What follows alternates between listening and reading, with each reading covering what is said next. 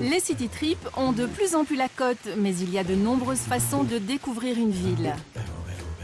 Une façon reposante lors d'un sightseeing tour, classique avec un guide, I must feel like you're really interested in Bancroft 11 years ago, and they still cannot find. ou plus dynamique comme ici à vélo ou lors d'un side jogging dans les rues de Bruxelles. Tiens, serait-ce aussi un touriste d'un nouveau genre ? Muni d'une petite besace, il participe à un jeu de piste, une manière de dépoussiérer les visites plus classiques. C'est un jeu de piste touristique, on peut appeler ça comme ça.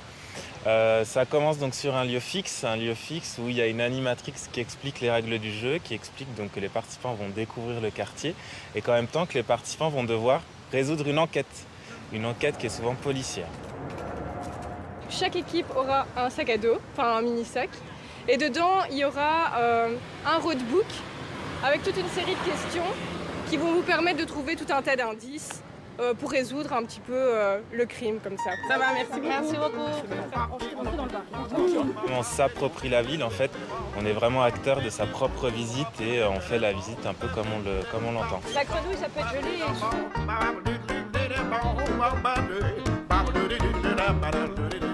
Chaque ville a sa spécificité. On crée un parcours selon l'histoire d'un quartier, selon l'histoire d'une ville. Donc si vous faites un jeu de piste par exemple à Bruxelles, il sera totalement différent d'un jeu de piste à Paris. Ouais. Et tu passes sur la gauche, droite, sur la droite.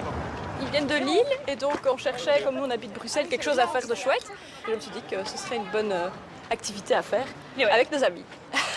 Et même pour nous, on découvre des même endroits nous, de on Bruxelles n'est pas qu'on ne connaît très pas et qu'on ne faisait pas attention en passant parce qu'on passe souvent dans les rues de Bruxelles. Par exemple, la fontaine à l'instant, on l'a vue, mais on ne faisait pas attention qu'elle tournait toutes les minutes. On est en voiture, on va à un endroit précis. Et... Ouais. C'est une autre façon de découvrir la ville, c'est marrant. Comme nous on est assez jeux en plus, donc ça nous correspond bien.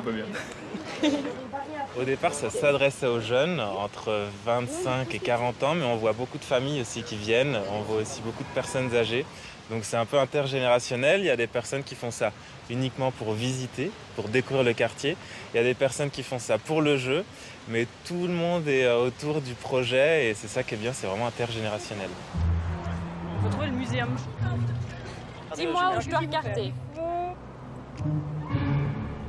Qu'est-ce qui vous attirait, le jeu, le challenge? Moi, le jeu. Oui, parce qu'au début, on était un peu timide, etc. Mais après, quand on est rentré vraiment dans les jeux, c'était vraiment aller en cours pour la prochaine, etc. Donc ça, c'était positif. Une aventure d'un nouveau genre donc. À la suite de la disparition d'une avocate et de celle de l'inspecteur en charge de l'enquête, la bande des quatre tente de résoudre deux énigmes autour du palais de justice.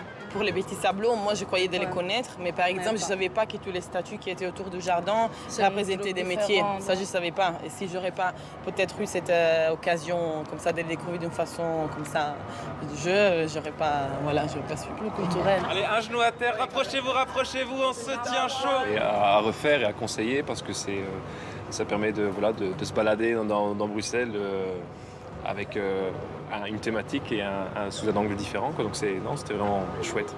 Et à faire en groupe surtout. On est super contents, lève les bras. Allez, 1, 2,